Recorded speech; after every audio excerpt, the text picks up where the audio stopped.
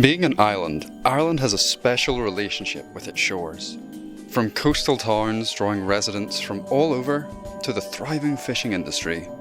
While traversing the coast, you're likely to spot the humble mollusk, clinging to rocks, or the shore crab, scuttling along trying to find its next meal.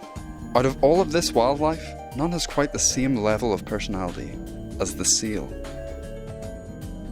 With a mix of sandy beaches and rugged rocky shorelines, Ireland contains the habitats preferred by seals to rest and rear their young. As alluring as these coasts may be, like any location, they are not perfect. Year after year, numerous seals are found injured by the harsh environments they live in or abandoned by their mothers. This is where the guardian angels of Explorus Aquarium come in. An aquarium in the small port town of Portaferry, Explorus finds itself at the entrance to Strangford Lough, where one of Ireland's most dense seal populations resides.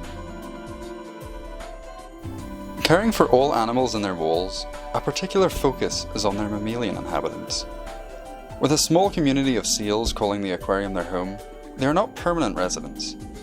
Each seal was in fact rescued by a dedicated team, brought to the aquarium as a place to rest and recover on their journey back to the wild.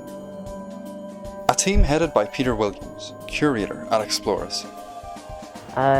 So here at Explorus we have like a 3-stage process. First stage is in the hospital, that's the intensive care, sort of triage, treatment of wounds, or medicines with antibiotics for diseases, illnesses. Then we have to get the seal weaned, that's quite a labour intensive process. And then they go out to the nursery pool, which is the smaller of our two pools. That's where they start interacting with each other because they've been in a pen by themselves for the first few weeks. They interact with our seagulls that come down during feeding time. So it's about teaching them competition with other animals. And when they're large enough, they go into the bigger pool, which allows them more room to practice their speed, practice breath holding, and their agility in turning, which is obviously important for the hunt. Two such visitors are harbour seals Ariel and Merida, both arriving in the aquarium in the summer of 2019. Ariel was the first arrival of the year. Found only a few days old, abandoned on a crowded beach, Ariel was so young, she still had her umbilical cord attached. Against all odds, she progressed through rehabilitation at an extraordinary rate, hopping into Explorus' nursery pool at only 5 weeks after arriving. Merida, a little shyer than Ariel and slower to wean, eventually followed into the pools. Much like Ariel, Merida was also found on a crowded beach, abandoned by her mother due to humans crowding around her. Seals are wild animals and the mothers will suckle them ashore for a good number of days or weeks. And when people go down to those beaches and perhaps scare the mothers off, they're then concerned that the mothers won't come back to the pups. And if they get disturbed enough, they won't. And in those cases, some of those seals have to be brought into rehabilitation simply because they've been disturbed so much. Using the skills they had the chance to develop at Explorus, they are now ready to once again face the open ocean, which is why Explorus is preparing to release them back into the wild. Yeah, it's a sense of sort of bittersweetness because obviously we put so much into these animals. The first release of the season is usually sort of quite a happy one. It's a turning point for us in terms of our rehabilitation season. And the last one is a bit sad because it's the last ones. It's probably the most bittersweet because that's sort of us. That's our work done for the year. However, Explorers aren't ready to take their eye off these seals just yet. With help from Mark Jessup and the University College Cork, Explorus and the college will be able to track the journey made by these seals after they leave. This is done through the use of a GPS phone tag, stuck to the back of the seals with a non-toxic glue.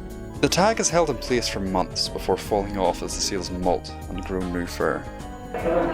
So this is the first time we've been able to tag rehabilitated juvenile seals, and the importance of that is to try and work out how these guys fare post-release. So normally when you let a seal go from rehabilitation, you've got very little idea of how well it's doing out in the real world, where it's going. So for the first time we can get GPS accurate locations off of these animals, as well as understanding how deep they're diving, where they're doing that diving, and how they're learning to forage.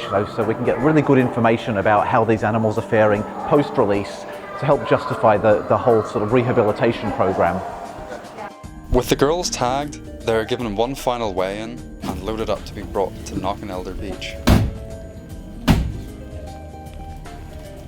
Met with a downpour, getting wet was not a problem for the seals, and despite the weather, they arrived to a captive audience, all waiting to witness the beginning of Ariel and Merida's journey. With the crowd gathered, the seals are released, hesitantly taking their first steps, or flops as it were, leaving the safety of their cages. With the sea in front of them, instinct kicks in as they make a break for the water. Ignoring those around them, they race towards the water's edge, disappearing into the Irish Sea. Or so we thought, wondering why they don't hit a wall when they swim too far. Ariel and Merida are unsure of what to make of their new surroundings. They begin returning to the beach, unsure of what lies ahead of them. But with some gentle encouragement, the seals turn back around, heading into the great unknown to begin their own stories. I don't think there is the perfect release. Today was a really nice one, it went really smoothly, but the seals are their own individuals. Some will go straight out to sea and you never see them again. Some will hang around a bit, some will come back onto the beach, some will even play with the dogs that are running after them in the water. So there's never really the typical release. With the seals' release, the freedom of the open ocean is granted to them. The caveat, however, is that they now face the obstacles shared by every creature in this environment. From plastics to scaring off the mothers of young pups, humans must play a part in not only creating a safe environment for seals and all sea life, but we must learn when to leave them be. So if you come across a seal in the wild, the best thing you can do is just keep your distance, first and foremost. If you see that seal is in obvious trouble, for example, it might be tangled in bits of fishing net or other marine litter, or it might be showing signs of being really quite sick, very, very thin and emaciated. The best thing you can really then do is actually call someone like the Seal Rescue Centre, and they will actually be able to make a really good determination as to whether that animal needs to come into care or whether leaving it where it is the best option, because its mother is probably just around the corner waiting for people to leave it alone and then come and suckle it again. Thanks to the work of those at Explorus, Ariel and Merida have had the chance to make it past their juvenile stages, hunt, forage, and even have pups of their own. Without the hard work of the team at Explorus, there would be much more hardship in the lives of these creatures. A team that without their efforts, we wouldn't have Merida, Ariel, or any of the other countless seals that this team at Explorus has saved.